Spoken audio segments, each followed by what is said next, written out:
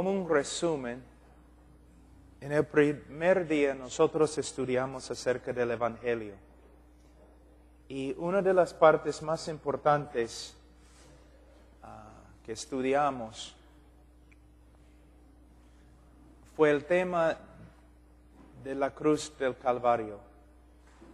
Muchas personas no entienden que Cristo tuvo que morir bajo la ira de Dios para satisfacer la justicia de Dios.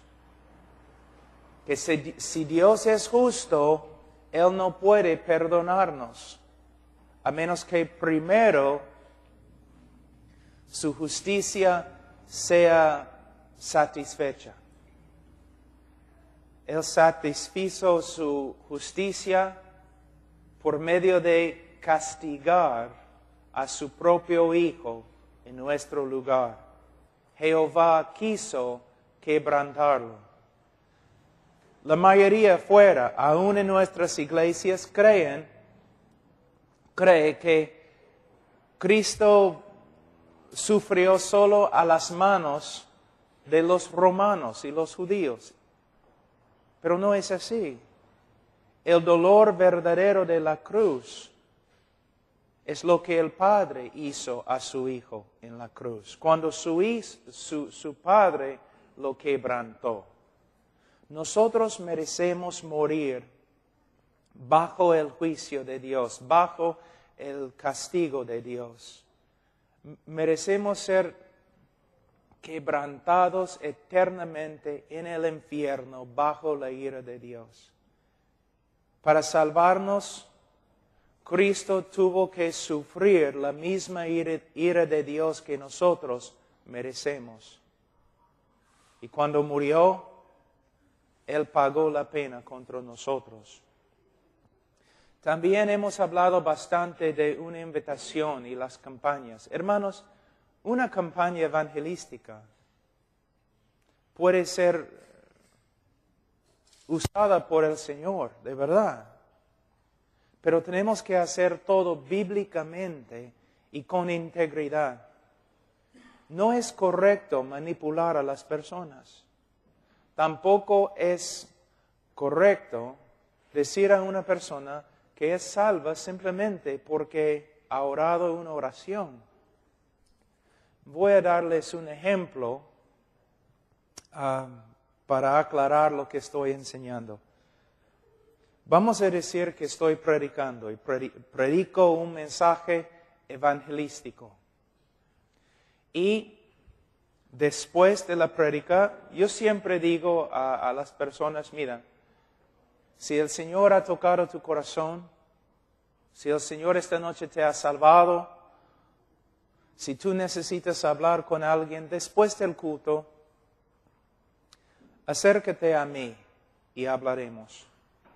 Vamos a decir que una persona pasa y habla conmigo y dice, mientras estabas predicando, el Señor me salvó. ¿Qué voy a decir? No. No voy a decirle no. Voy a decir, gloria a Dios. Cuéntame, ¿qué pasó? Bueno, no sé, la música y el mensaje, todo era tan bonito y ese es el tipo de vida que quiero y hay problemas. No entiende nada. Entonces, no voy a rechazarlo, no voy a enojarme con él, pero voy a empezar de nuevo a explicar lo que es el Evangelio, lo que es el pecado, lo que hizo Cristo por nosotros, lo que significa el arrepentimiento y la fe. Creyendo, confiando que el Señor va a obrar a través de su palabra. Pero si aún después la persona no tiene ninguna evidencia de arrepentimiento y no demuestra que entiende lo que es la salvación, no voy a tratar de manipular a la persona para que haga algo. Voy a decir, mira, vamos a hablar más de esto luego. Vamos a hablar más. Vamos a seguir hablando, vamos a seguir estudiando las Escrituras. Mira, ¿puedes venir a la iglesia mañana? y poco a poco voy a discipular. Podemos usar el discipulado para evangelizar. Hay algunas personas que se van a acercar y al toque se nota, ¿no? Tienen arrepentimiento, quieren ser salvos, entienden, y no tienen que entender todo, no. Pero tiene que haber evidencia de que sí, saben lo que están haciendo. Y hay personas que a veces que se van a acercar y al toque casi ni vamos a tener que hablar con ellos, porque ¡pum! Se nota, gloria a Dios. Pero hay otros que quizás vamos a tener que trabajar meses con ellos. También si una persona después de hablar conmigo dice, yo sé que el Señor me ha salvado. Él puede tener esta confianza porque el Espíritu Santo testifica, ¿no? Cuando una persona de verdad se convierte, el Espíritu Santo está obrando, dándole confianza y seguridad. Gloria a Dios. Si una persona dice, esta noche el Señor me salvó, yo digo, gloria a Dios, gloria a Dios. Pero también me gustaría compartir contigo algunas cosas. Si de verdad esta noche has creído en el Señor Jesucristo, Él te ha salvado. Pero también va a haber otras evidencias. Otras evidencias. Poco a poco vas a empezar a crecer y cambiar. Tus deseos van a cambiar. Vas a querer buscar al Señor y crecer en tu conocimiento de su palabra. Y un montón de otras cosas. Y también voy a advertir a la persona, mira, aunque te sientes mucho esta noche, si sales de aquí esta noche y regreses al mundo y no creces en la santidad y tus deseos no cambian de verdad, entonces es muy posible que nada pasó aquí esta noche. ¿Ves? Entonces, ¿qué estoy haciendo? ¿Estoy predicando el Evangelio? ¿Estoy rogando con lágrimas a la gente que se arrepienta, que cree en Cristo? ¿Estoy animándolos? Todo. Pero cuando se acercan, estoy aconsejándoles bíblicamente. Porque yo sé que yo puedo manipularlos, yo puedo convencerlos que oren esta oración conmigo, pero quizás van a salir sin conversión, sin salvación, aunque crean que son salvos. ¿Okay? Eso es lo que quiero decir. No estamos en contra de invitaciones, no estamos en contra de predicar con pasión, no estamos en contra de las lágrimas cuando predicamos, pero sí estamos en contra de la manipulación y de usar una forma superficial de evangelismo. Ahora, vamos a hablar de algunas cosas este día un poco diferente. En 1 Timoteo, capítulo 4. 1 Timoteo, capítulo 4.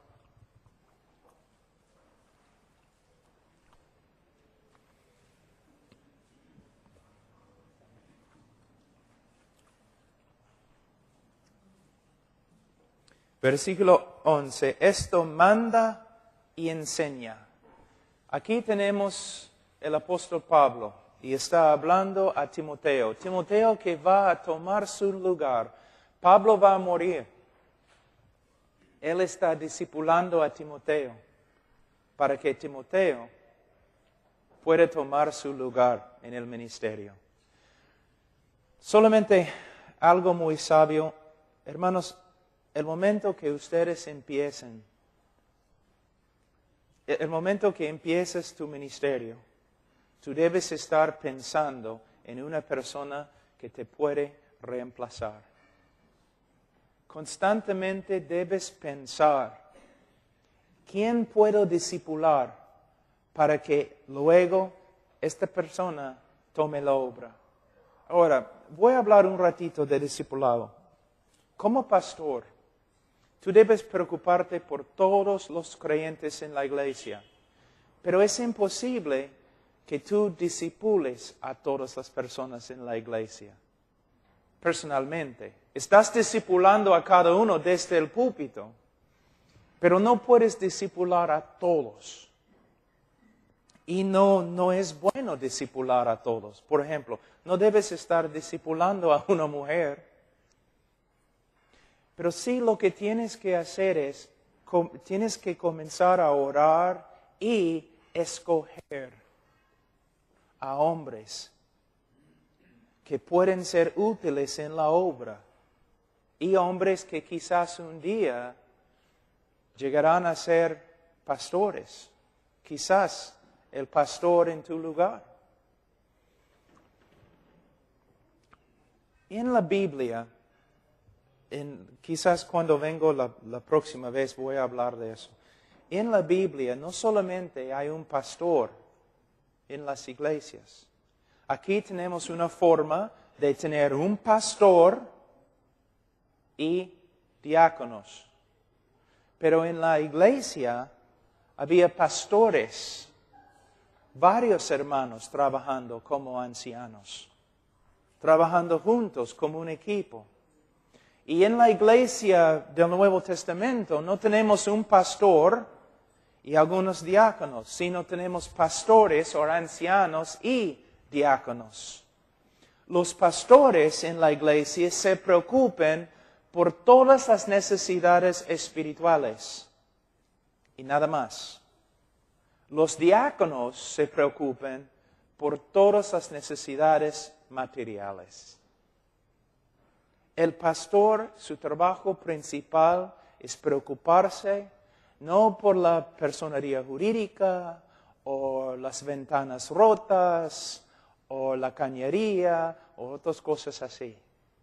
El pastor debe preocuparse principalmente con las necesidades espirituales de la congregación. El trabajo de los diáconos es cuidar todo lo que tiene que ver con lo material en la iglesia. El Señor es muy sabio. Y este es el problema en la iglesia, ¿no es cierto? Muchos de ustedes, pastores, tienen que trabajar tanto en la obra de diácono. Tanto trabajo como diácono que no puedes realizar tu obra como pastor. Tenemos que también reformar la estructura de la iglesia. La estructura de la iglesia. Tú dices, pero Pablo, ¿no hay otros hombres que pueden funcionar como pastores en la iglesia? Entonces debes empezar a entrenarlos. Entrenarlos. Y hay que entrenar también a los diáconos. Muchos pastores nunca invierten tiempo en los hombres. Nunca están entrenando a los otros hombres y por eso ellos tienen que hacer toda la obra en la iglesia. Pero ustedes deben empezar a orar primero y buscar a hombres que ustedes pueden entrenar para la obra, para que ellos puedan trabajar contigo, pastores y diáconos. Ahora, Pablo dice en versículo 12 a Timoteo, ninguna tenga en poco tu juventud, sino sé ejemplo de los creyentes en palabra, conducta, amor, espíritu, fe y pureza. Ninguno tenga en poco tu juventud. Ahora, probablemente la única persona aquí hoy día que necesita escuchar esta palabra es hermano Ernesto Zacarías porque es tan joven. Pero hay algo aquí para todos los pastores, aún los más antiguos. Dice, sé ejemplo de los creyentes. Sé ejemplo de los creyentes.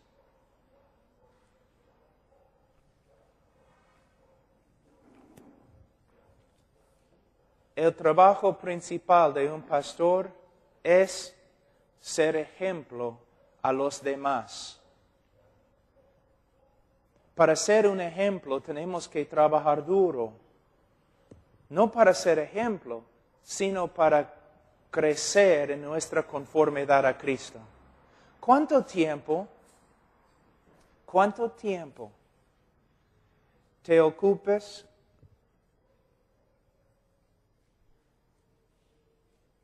en crecer en la fe cristiana? Cada día. ¿Cuánto tiempo dedicas a estudiar la Escritura y orar para que seas como Cristo? Creo que ya hemos encontrado un problema, ¿no? Un ejemplo. ¿Sabe qué? No puedes tener un ministerio si no tienes una vida. De una forma se puede decir que Cristo no tenía ministerio, sino tenía una vida. Y de su vida salía vida. No se puede dividir o separar el hombre de su ministerio. El trabajo principal que tienes es estudiar y orar para que tu carácter se conforme al carácter de Jesucristo. Es algo que de verdad muchos pastores nunca piensan así.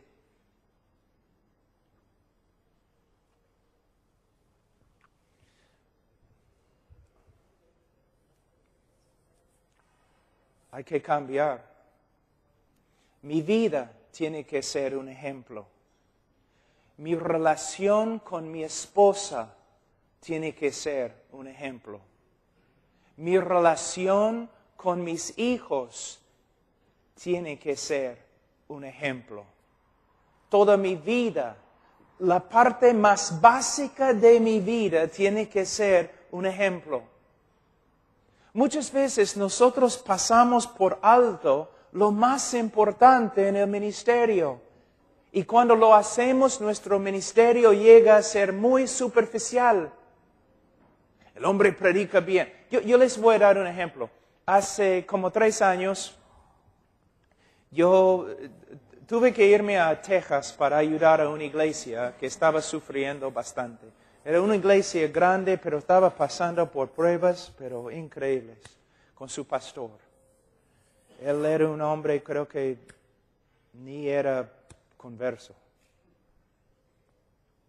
Y después de la primera prédica, bajé de la plataforma y un grupo de hombres se me acercaron, líderes en la iglesia, y me dijeron, hermano Washer, tú debes ser el pastor de nuestra iglesia.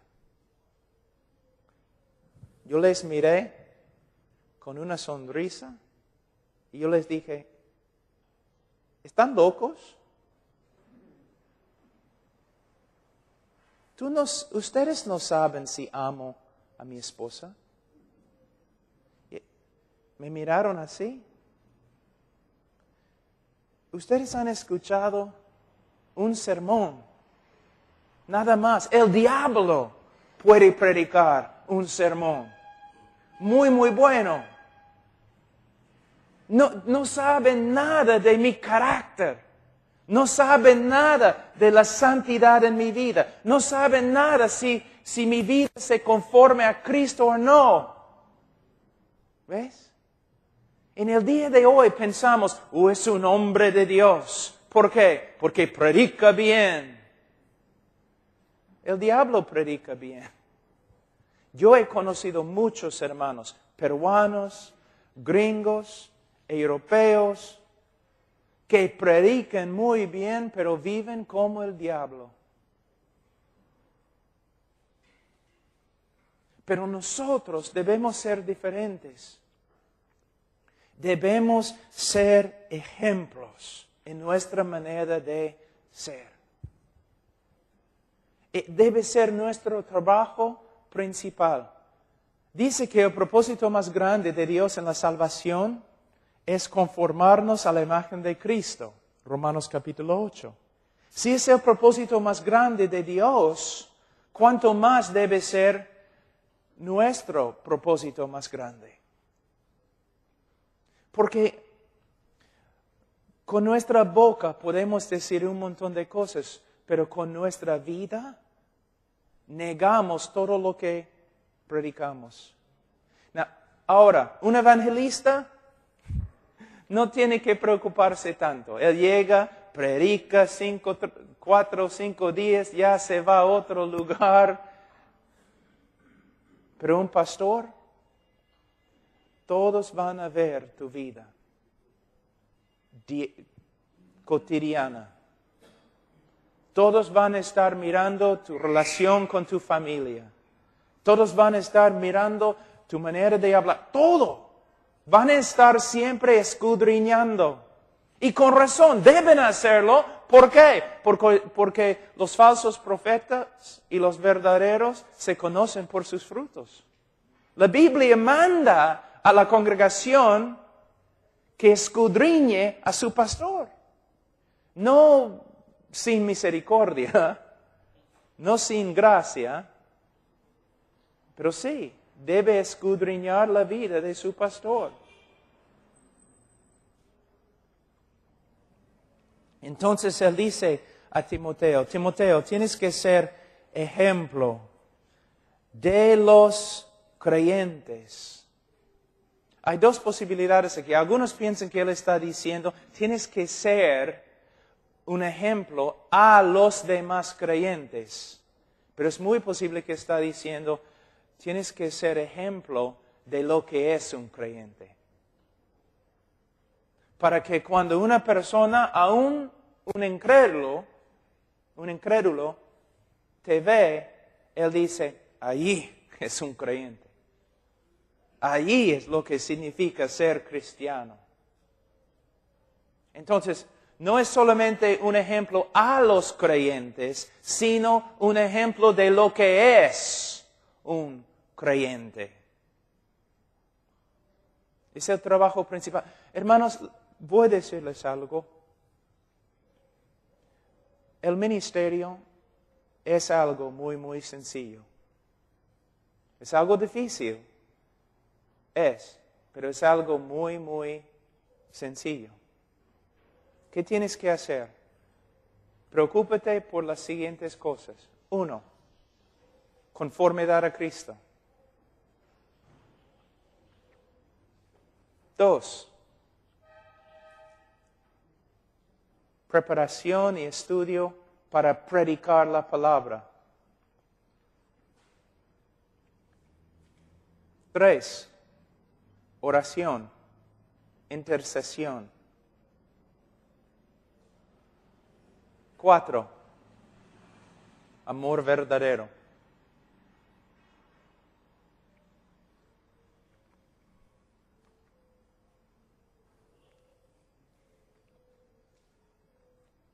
Es muy sencillo.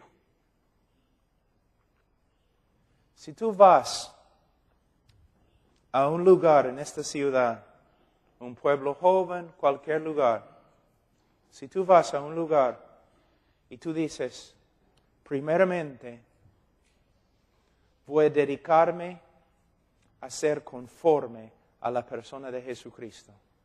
Voy a cuidar mi carácter y voy a estudiar la Escritura para que mi carácter sea conforme a lo de Cristo, el de Cristo. Voy a estudiar para predicar correctamente la palabra de Dios. Va a ser la énfasis en mi ministerio. Conformidad a Cristo es mi vida. Mi ministerio, la parte principal, va a ser estudiar la Escritura para ser cambiado por la Escritura y para transmitir o comunicar la Escritura a otros. Voy a orar, voy a interceder por la congregación y por mi comunidad, por los incrédulos y por todos. Y voy a amar. Yo voy a servir a la congregación y yo voy a servir a los incrédulos por medio de testificarles. En la calle, en mis relaciones, puerta a puerta, así. ¿Qué más? En el día de hoy hemos aprendido que no, hay que hacer un montón de cosas, hay que tener estrategias, hay que tener programas, y algunas estrategias son buenas y algunos programas son buenos, pero si empezamos a complicar el ministerio, estamos mal. Es muy sencillo, muy difícil, bastante trabajo. Pero él dice que debemos ser ejemplos. Y dice, en palabra. No está hablando aquí simplemente de la prédica, sino nuestra manera de hablar. ¿Por qué? Hermanos, uno no tiene que mirar dentro de tu corazón. Solamente tiene que escuchar tus palabras. Porque tus palabras cuentan todo. ¿Cómo hablas? Yo conozco pastores que cuando hablan se notan rencor. Otros, enojo. Otros, el mundo, porque casi nunca hablan de Cristo. Hablan del mundo o hablan del ídolo del ministerio. Todo es su ministerio. El ministerio es más importante que Cristo. Se nota orgullo en nuestra manera de hablar.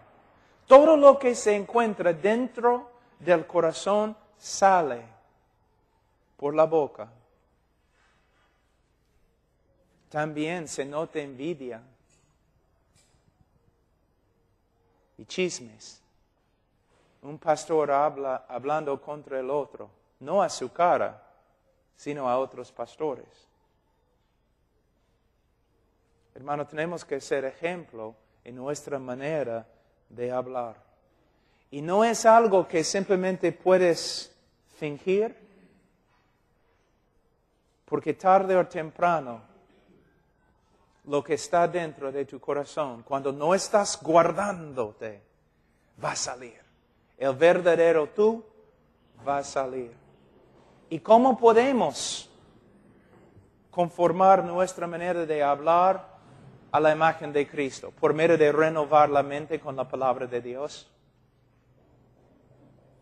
Romanos capítulo 12, versículo 2. Pastores, tenemos que respirar, comer la palabra. Tenemos que hacerlo. Tenemos que leer la Biblia. Tenemos que memorizar la Biblia. Tenemos que meditar en la Biblia. La Biblia es nuestra vida, es lo que tenemos. Ahora dice, no solamente en palabras, sino conducta. Conducta.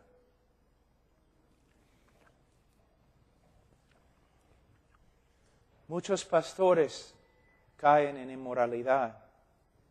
Muchos pastores son mundanos. Muchos pastores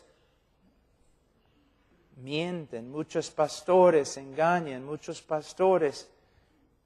Tenemos que ver en todo el mundo. Hay muchos pastores que hacen mucho daño por causa de su conducta. Si tu conducta no está bien, no puedes predicar, simplemente no puedes hacerlo. No puedes. La conducta, el carácter. ¿Sabe lo que hace más daño a la obra misionera en el mundo en el día de hoy? La falta del carácter. Porque las personas siempre están observando, siempre. Carácter, conducta. Muchas veces un hombre predica y cada vez que predica, su esposa se enoja más y se enoja más y se enoja más. Algunas esposas pueden hacerlo porque son incrédulas. Pero algunas esposas se enojan más cada vez que el hombre predica porque ella conoce su conducta. Y está pensando, hipócrita. Niños que dicen, no quiero tener nada que ver con el Evangelio. ¿Por qué? Por causa de la conducta de los pastores. Y uno dice, pero tú no conoces los pastores. Sí, mi papá es uno de ellos. Conducta, conducta, conducta. Es lo más importante. Nosotros no vamos a ser juzgados en el día de juicio, ¿no? Acerca de nuestra elocuencia, ni nuestra inteligencia, pero sí nuestra conducta y fidelidad, nuestra manera de ser. Pablo, escribiendo a Tito, dijo que ellos confiesen a Dios, pero con su vida lo niegan. Hermanos, eso es tan importante. Y no solamente conducta hacia los de afuera. El estándar que uso yo es mi esposa, porque ella está más cerca a mí que cualquier otra persona. Un matrimonio simplemente, una definición de un matrimonio cristiano. 2 pecadores viviendo juntos. ¿No? Yo decidí hace años, si yo puedo ser obediente a las Escrituras con respecto a mi esposa, entonces yo puedo, ya, lo demás va a ser fácil.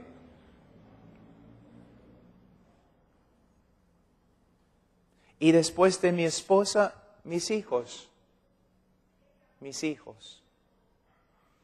De nuevo, con respecto a mi conducta y la conducta de ustedes, me gustaría decir algo.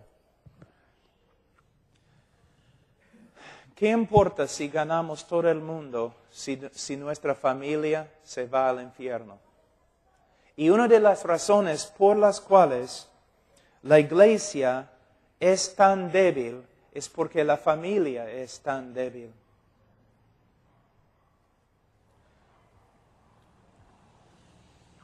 Tenemos que reformar la familia. Tenemos que mostrar por medio de nuestra conducta que la familia es importante. A veces los pastores con su vida enseñan lo opuesto. Yo he escuchado pastores diciendo, yo he sacrificado mi familia por el ministerio. No, tú has desobedecido a Dios. Y estás acusando a Dios. ¿Cómo estoy acusando a Dios? Bueno, Dios al pastor, al ministro de Cristo que tiene familia, Dios ha dado mandatos a él con respecto al ministerio, mandatos que tiene que obedecer. Pero también Dios le ha dado mandatos con respecto a la familia, mandamientos que tiene que obedecer. Cuando decimos que yo no podía cuidar mi familia porque yo estaba haciendo el ministerio, estamos diciendo que la voluntad de Dios es imperfecta y que tenemos que desobedecer a Dios en una área de nuestra vida para obedecer a Dios en otra área de nuestra vida. No.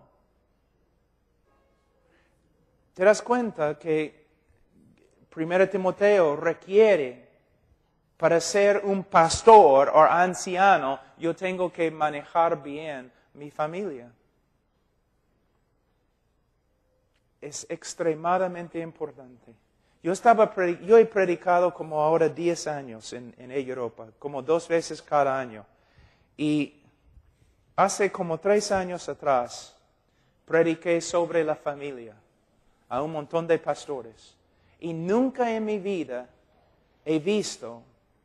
había visto lo que vi ese día. Empecé a predicar sobre la familia. Y era casi como una campaña evangelística. Yo escuché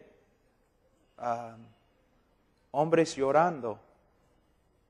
Y en poco tiempo, todo el grupo de pastores, todo el grupo estaba llorando. Algunos de ellos echados en el piso.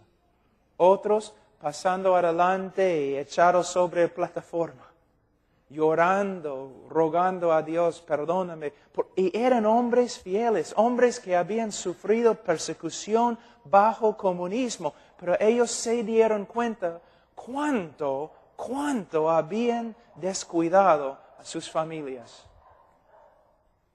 De verdad. Nosotros tenemos no creo que lo he dicho acá, pero es así.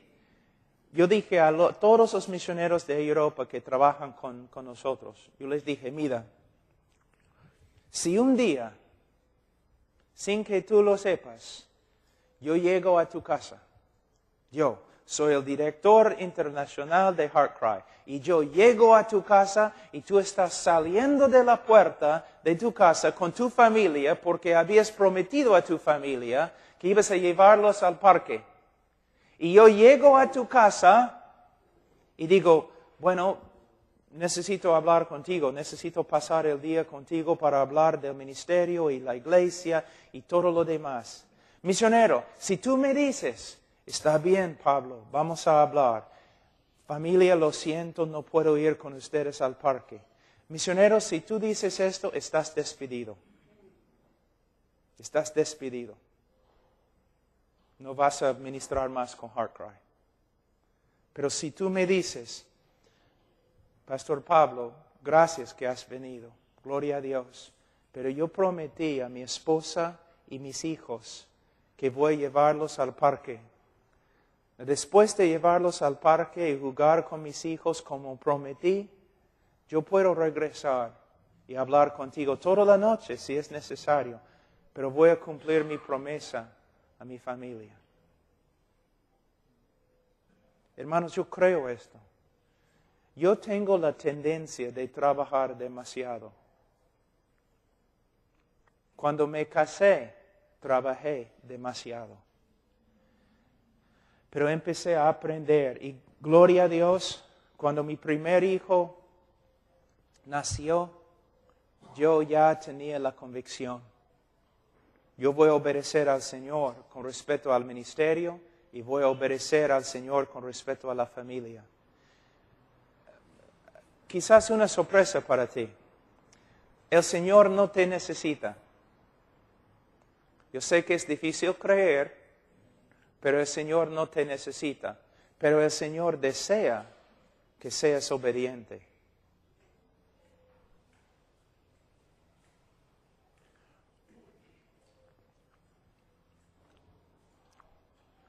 Por medio de amar a nuestra esposa, por medio de amar, cuidar, enseñar, jugar con nuestros hijos, podemos avanzar el reino de Dios mucho.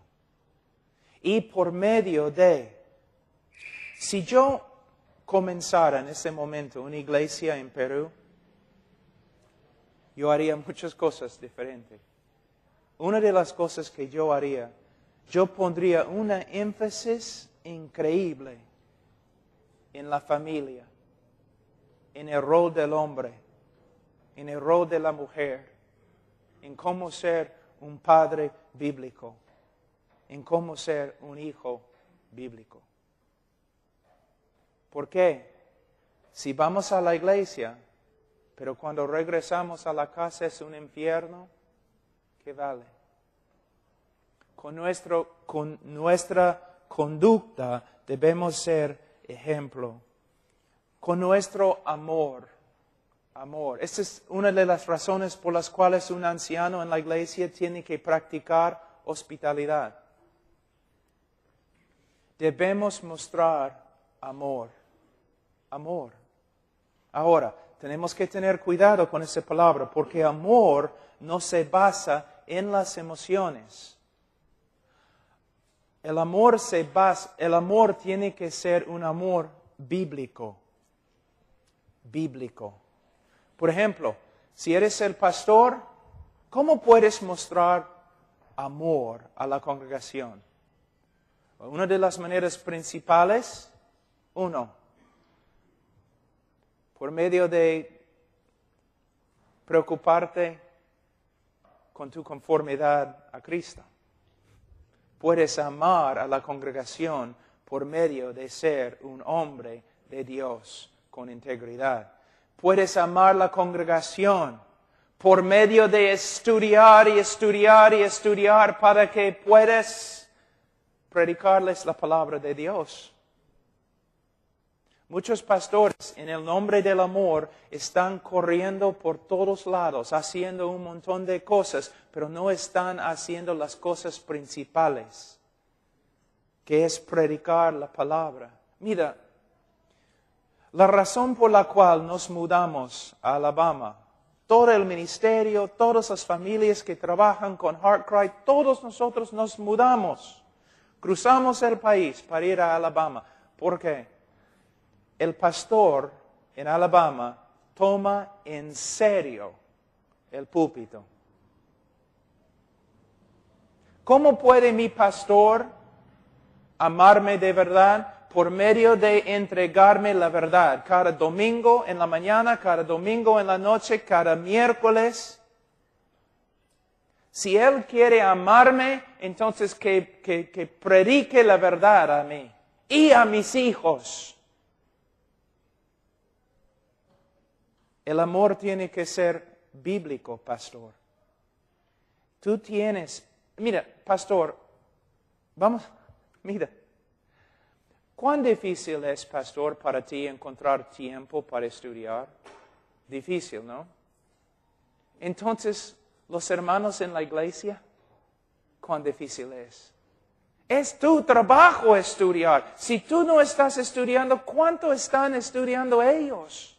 Entonces nadie tiene la palabra de Dios. Un pastor, la mayoría de los pastores en los Estados Unidos estudian la Biblia menos que 15 minutos cada día. Entonces, ¿cómo es la congregación? O estudiamos la Biblia como si fuera una revista, ¿no? Leyendo nomás. Pero hay que leer, hay que memorizar, hay que meditar, pero también hay que estudiar. Y es difícil. Difícil es estudiar.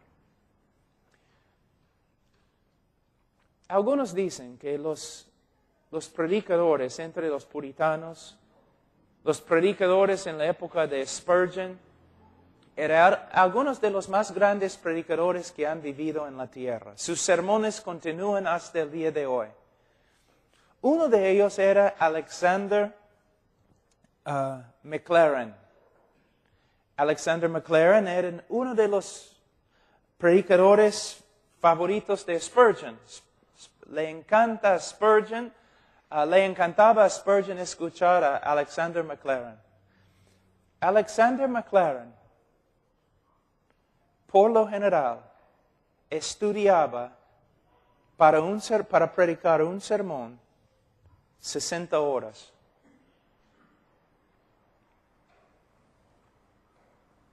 $60 para predicar un sermón. Ahora, yo no hago esto. Y no recomiendo que ustedes lo hacen. Pero creo que podemos aprender algo de su vida. Nosotros, ¿no? Muchas veces estudiamos media hora, 1 hora. Encontramos un bosquejo que otra persona escribió. O simplemente miramos un texto asumiendo que entendemos lo que dice. Hermanos, algunas veces necesitamos un terremoto en nuestra vida.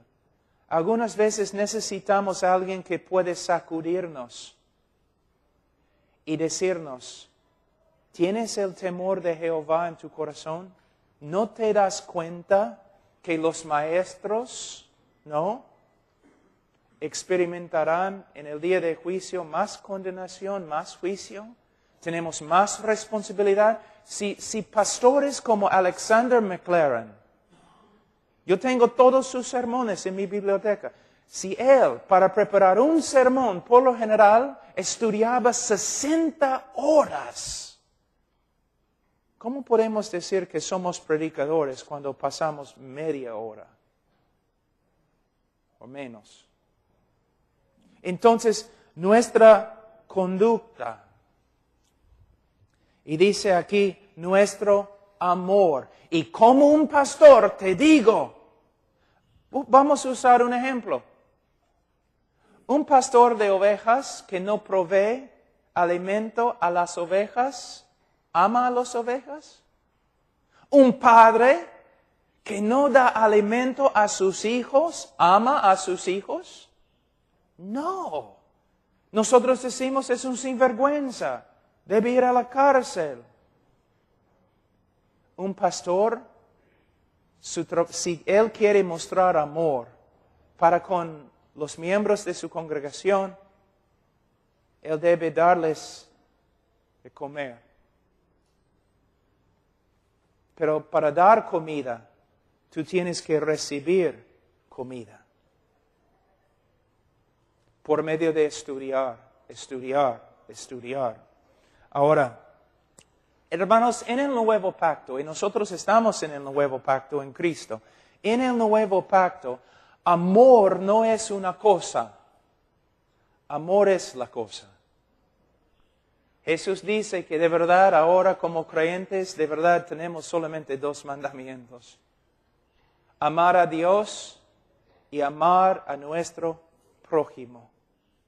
Amar. Tenemos que de verdad, tenemos que darnos a la congregación. Tenemos que compartir nuestra vida con la congregación, pero siempre dentro de los mandamientos de Dios. Les voy a dar un ejemplo. De una forma, un hombre homosexual puede amar a otro hombre homosexual. Se puede decir que es amor, pero no es un amor bíblico. Una mujer puede decir que ama a su hijo y por eso no lo disciplina. De una forma es amor, pero no es un amor bíblico. Cuando el pastor, en el nombre del amor, está corriendo por todas partes, haciendo todo en la iglesia, gastándose y no tiene tiempo para estudiar, es un amor, pero no es un amor bíblico.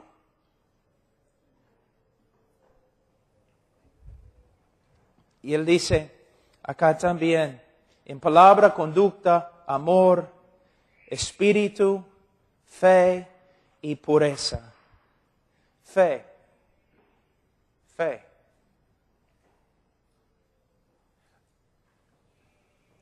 Un pastor que siempre anda preocupado por todo, no tiene fe.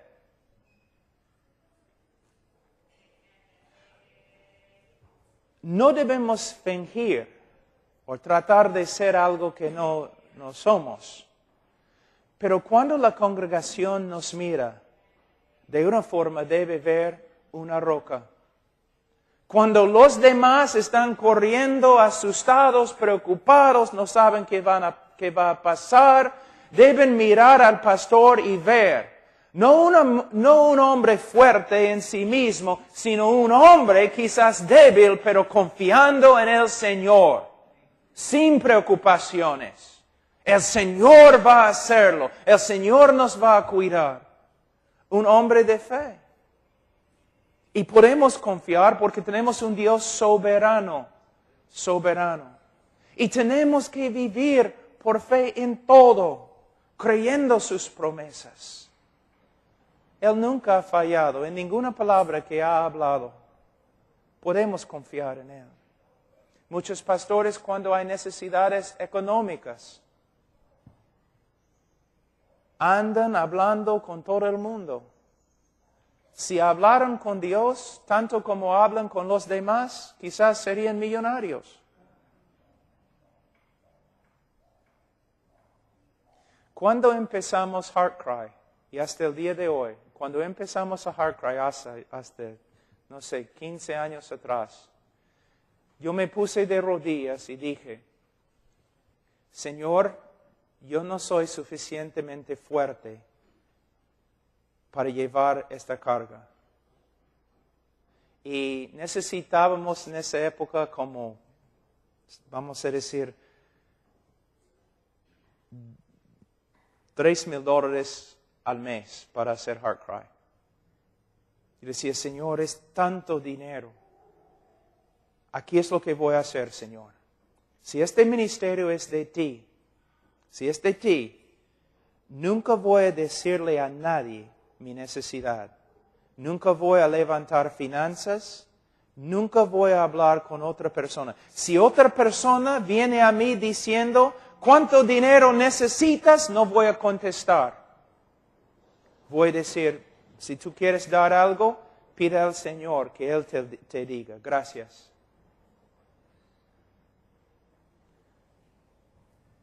Ahora necesitamos como 75, 60 mil dólares cada mes. En todo ese tiempo, el Señor ni una vez ha fallado. Había tiempos cuando yo tenía que, después de predicar a 5,000 personas, yo tenía que salir y el próximo día yo estaba trabajando como albañil y carpintero para dar alimento a mi familia. Pero ni una vez los misioneros no recibieron su apoyo. El Señor nunca ha fallado. Y aun cuando los obreros que trabajan en los Estados Unidos, cuando no recibían sus sueldos por otros medios, el Señor les dio más apoyo que antes. Hermanos, se puede confiar en Él. Uno de los libros que recomiendo a ustedes es la autobiografía de Jorge Mueller. Por favor, lee el libro. La autobiografía de Jorge Mueller. Se puede conseguir en español, ¿no?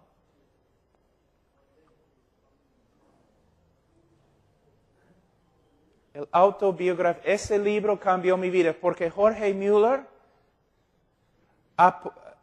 tenía un orfanato, varios orfanatos, con más que 10,000 niños y ni una vez pidió apoyo. Ni una vez. A nadie. Había una circunstancia él tenía todos estos huérfanos y en la mañana se levantaron, no había leche y no había pan, no había nada. Él les dijo a todos los obreros, hay que arreglar las mesas, poniendo los platos y vasos y todo lo demás. Entonces, arreglaron los platos y los vasos y él se puso a orar, a dar gracias por la comida que no tenía. Antes de terminar de orar, alguien entró diciendo, yo tengo afuera un vagón que se ha malogrado, lleno de queso y pan. Y se va a malograr. ¿Puedo traerlo acá para que ustedes puedan usarlo? De ahí otro hombre con leche entró. Vagón se malogró. ¿Ves?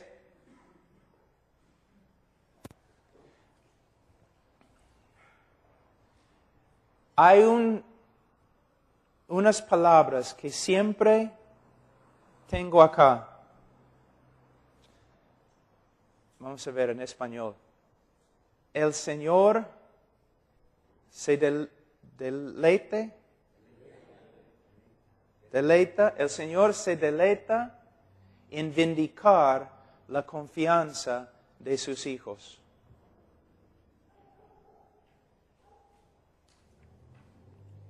Se deleita en vindicar la confianza de sus hijos. Entonces nosotros debemos ser ejemplos de fe. Hermanos, con la oración todo se logra. Todo se puede. Pastor, pero esto está sucediendo. Los chilenos están invadiendo el país y un maremoto y todo. Vamos a orar.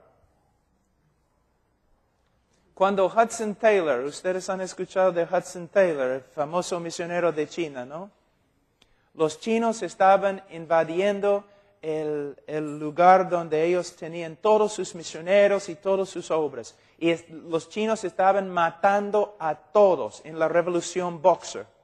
Están matando a todos. Y todos los obreros y misioneros están corriendo como locos por toda esta área donde los misioneros tienen sus casas y todos estaban gritando y tratando de ver qué se puede hacer. Y un hombre entró en la oficina de Hudson Taylor. Y él está sentado allí, su escritorio, su Biblia, su himnario, cantando himnos. Y un obrero dijo, pero hermano Taylor, ¿qué estás haciendo? Están invadiendo, están matando a todos. Y él miró, ¿qué quieres que haga? ¿Qué puedo hacer? Es un ejército fuera. Si nosotros tuviéramos un ejército, no podríamos hacer nada. ¿Qué quieres que haga? Si voy a morir en paz, cantando himnos a mi Señor. Y por alguna razón nadie puede explicar, el ejército no entró. Hermanos, este Dios que tenemos es increíble lo que puede hacer. Mira, hermano Miguel hizo una pregunta ayer, muy buena pregunta, acerca de por qué siempre hablo de los bautistas de antes o los cristianos de antes. Porque hay mucho que podemos aprender. Leemos los libros, por ejemplo, de Jonathan Edwards, pero él estudió cada día promedio 13 horas. Leemos los sermones de Spurgeon, pero él leyó más o menos 1000 páginas cada día.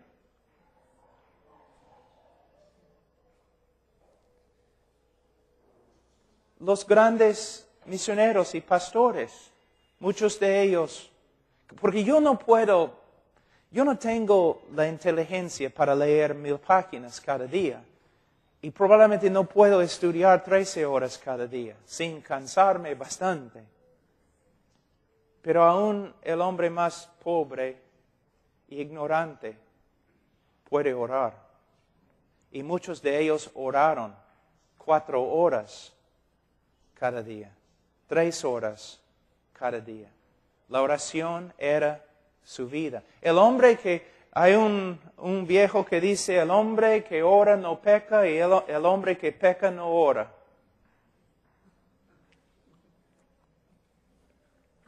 Hermano, es una vida de oración. Y dice, impureza. En mi próxima prédica voy a hablar bastante de la pureza. Nosotros vivimos en un mundo sucio y asqueroso. Y si no tomamos en serio la santidad, es posible que ni somos salvos. La santidad. Dios puede hacer cualquier cosa con un hombre santo. Hay muchos hombres inteligentes, hay muchos hombres astutos, muchos hombres elocuentes y no sirven para nada. Dios desea usar una arma santa, pura. Hay que consumir nuestra vida con esta idea de la santidad. Ahora, vamos a seguir un ratito. Dice,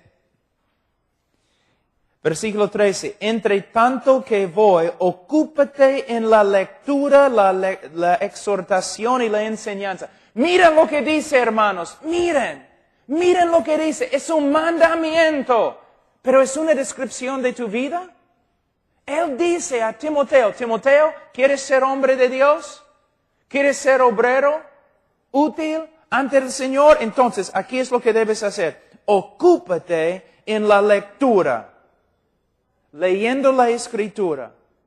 Ocúpate en la exhortación. Ocúpate en la enseñanza.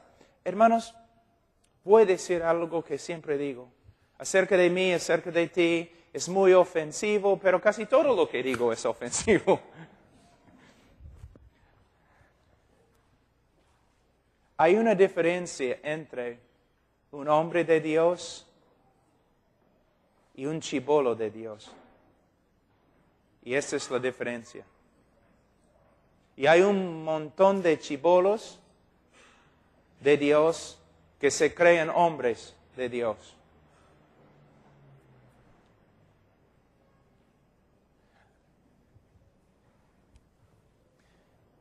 En las Escrituras, el hombre de Dios pasaba más tiempo con Dios que con los hombres. Pero cuando estaba con los hombres, logró más que nosotros. Nosotros, más tiempo con los seres humanos y casi nada de tiempo con Dios. El hombre de Dios es un hombre que viene de Dios, que proviene de Dios. Juan el Bautista, 30 años en el desierto, fue enviado por Dios. Cuando el Señor me llamó al ministerio, el pastor que yo tenía en ese entonces era muy sabio. Y yo estaba en su oficina y él me preguntó, Pablo, ¿puedes estar a solas? Su única pregunta, ¿puedes estar a solas? Y yo pensaba que él estaba diciendo, si soy ministro y predico la palabra de Dios, todos me van a abandonar. Pero no es lo que él quería preguntar. Lo que él estaba predicando, lo que él estaba preguntando es lo siguiente. Pablo, ¿puedes alejarte del compañerismo y amistades de los seres humanos para estar a solas con Dios? Cuando los demás van a sus conferencias y retiros y sus tiempos de compañerismo, Pablo, puedes alejarte de ellos y estar a solas con Dios y su palabra en la oración. Eso es lo que nos falta en el día de hoy. Pero es la diferencia entre un hombre de Dios que hace la obra de Dios y un chibolo de Dios que juega como hombre de Dios. Tiempo a solas con Él. Pero necesitamos ver algo muy importante en este contexto. Cuando habla, ocúpate en la lectura, la exhortación y la enseñanza, está hablando del ministerio público. Tu ministerio, o el tiempo, tu tiempo cada día, ¿qué haces? ¿Mayormente haces lectura, exhortación y enseñanza o un montón de otras cosas? Organizando estrategias, corriendo de aquí a allá.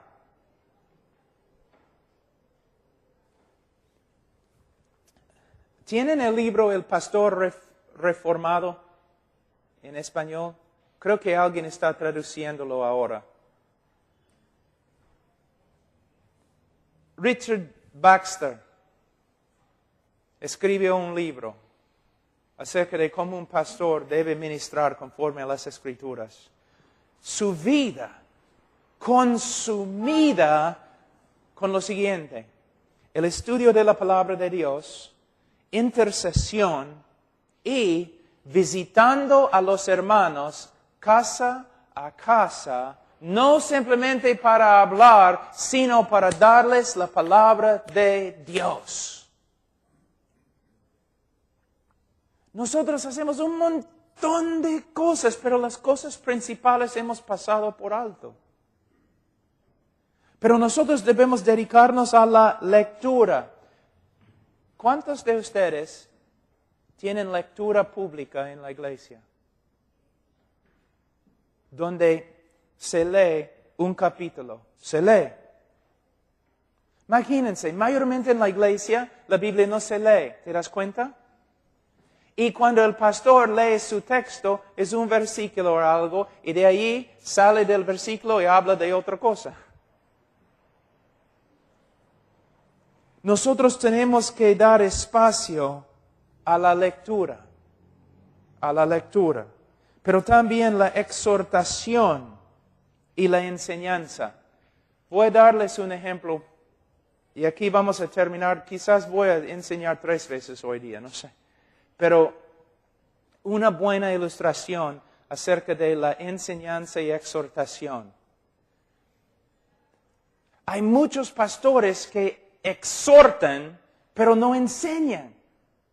Un día, hace años, yo era joven, yo estaba escuchando a un predicador y él dijo, tenemos que andar en el Espíritu Santo, tenemos que vivir en el Espíritu Santo, tenemos que andar conforme al Espíritu Santo. Y todos estaban diciendo, amén, amén, amén.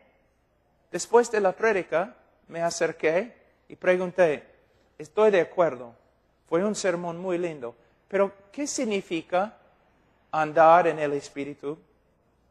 ¿Y cómo se hace? Se enojó conmigo y salió. Él estaba exhortando sin enseñar cómo. Tú dices a los hermanos, ustedes tienen que amar a Dios más. La congregación dice, por supuesto. ¿Cómo? ¿Cómo puedo crecer en amor? Si estoy en el piso, no puedo agarrar mi correo y levantarme. ¿Cómo puedo crecer en el amor de Dios? Enséñeme. Siempre estamos diciendo lo que los demás deben hacer, pero no les decimos cómo hacerlo porque nosotros ni sabemos cómo hacerlo. ¿Ves? Nunca debes exhortar a la congregación a menos que expliques cómo hacerlo. Entonces, la enseñanza y la exhortación. Ahora, yo estoy enseñando ahora como ¿cuánto? 2 horas o algo. ¿Debo terminar, hermano? ¿Sí? Mira, en la próxima vamos a seguir con este texto acerca de cómo ser un buen ministro de Dios. Y vamos a ver algunas cosas, de ahí vamos a ir a Romanos capítulo 12. Oremos, hermanos. Padre Santo, te damos gracias por este día, te damos gracias por tu palabra.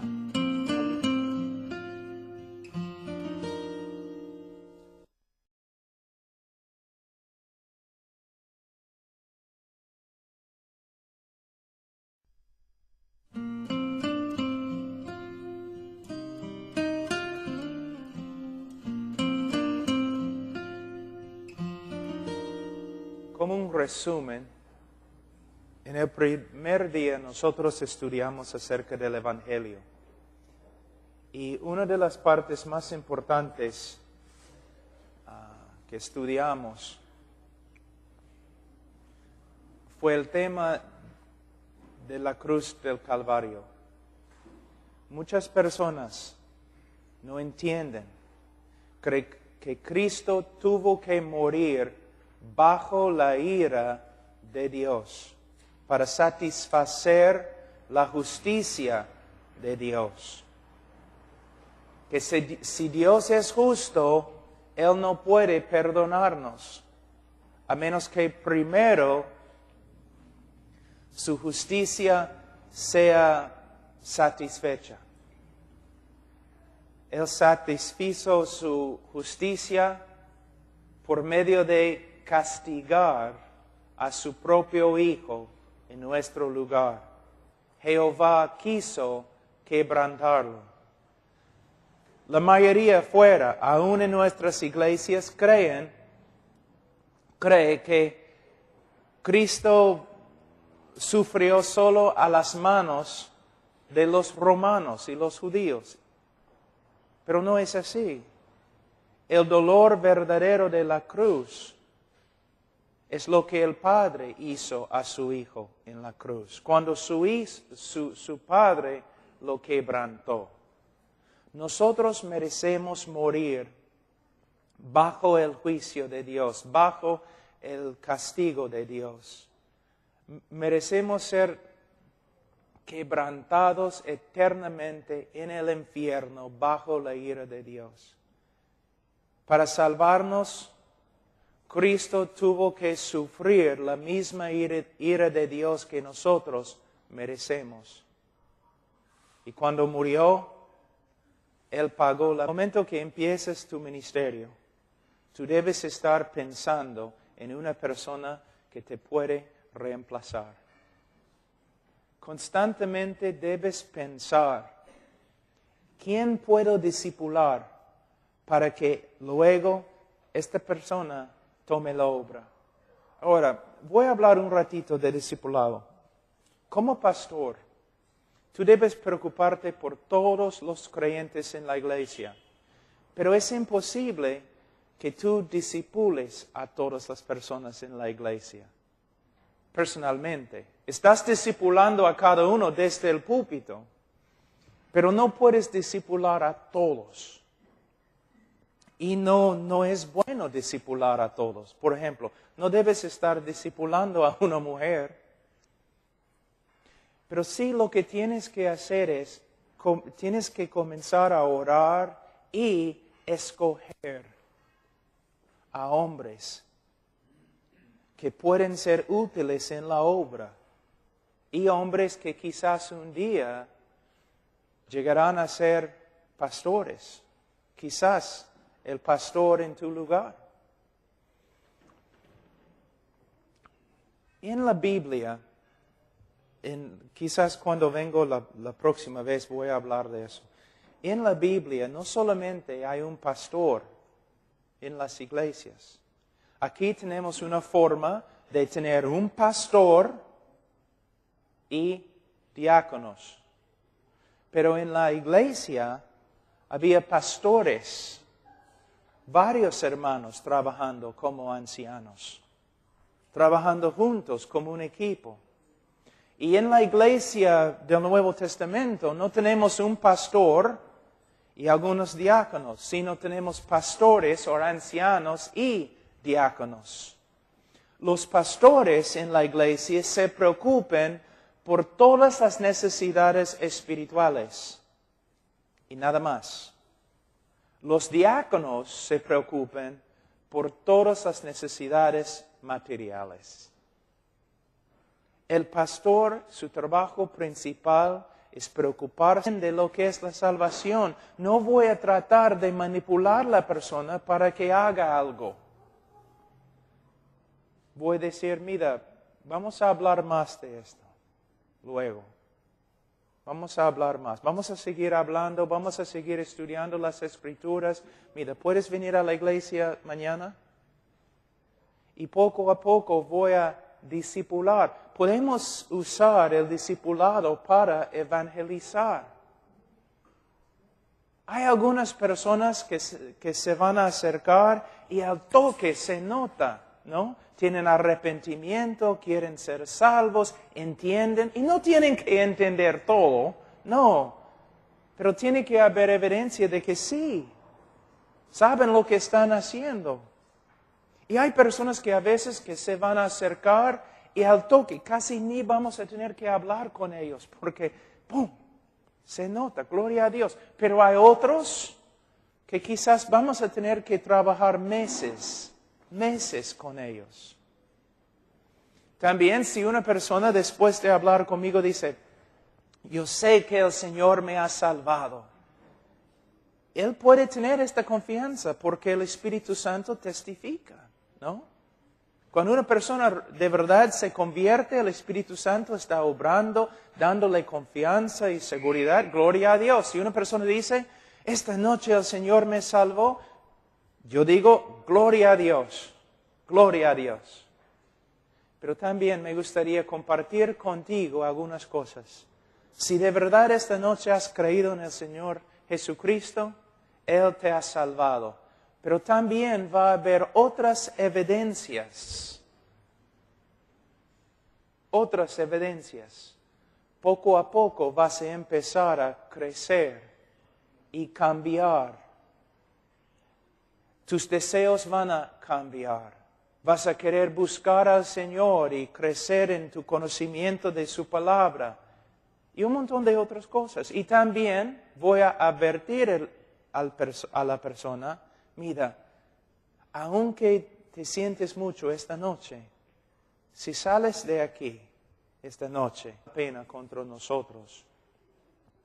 También hemos hablado bastante de una invitación y las campañas. Hermanos, una campaña evangelística puede ser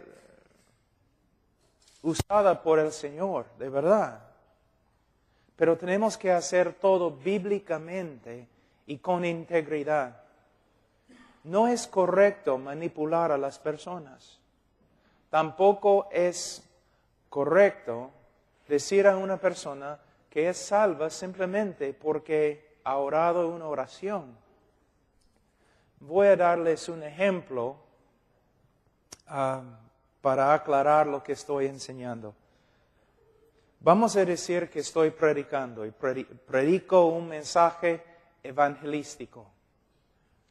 Y después de la prédica, yo siempre digo a las personas, mira, si el Señor ha tocado tu corazón, si el Señor esta noche te ha salvado, si tú necesitas hablar con alguien después del culto, acércate a mí y hablaremos. Vamos a decir que una persona pasa y habla conmigo y dice, mientras estabas predicando, el Señor me salvó. ¿Qué voy a decir? No. No voy a decirle no. Voy a decir, gloria a Dios. Cuéntame. ¿Qué pasó? Bueno, no sé, la música y el mensaje, todo era tan bonito y ese es el tipo de vida que quiero y hay problemas. No entiende nada.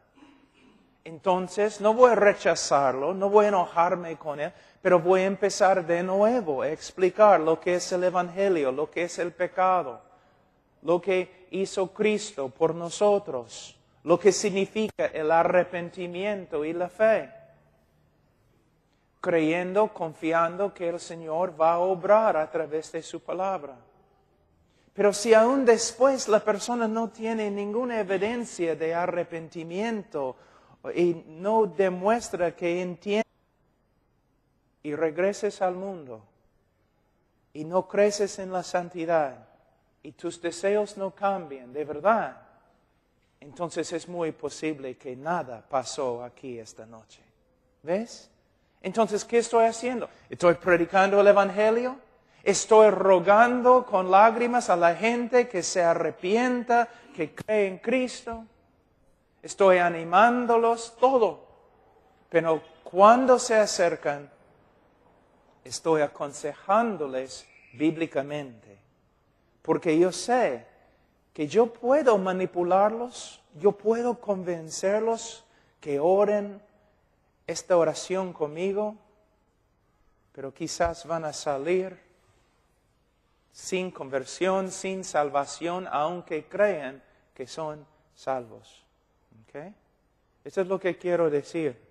No estamos en contra de invitaciones, no estamos en contra de predicar con pasión, no estamos en contra de las lágrimas cuando predicamos, pero sí estamos en contra de la manipulación y de usar una forma superficial de evangelismo. Ahora, vamos a hablar de algunas cosas este día un poco diferente. En 1 Timoteo, capítulo 4. 1 Timoteo, capítulo 4.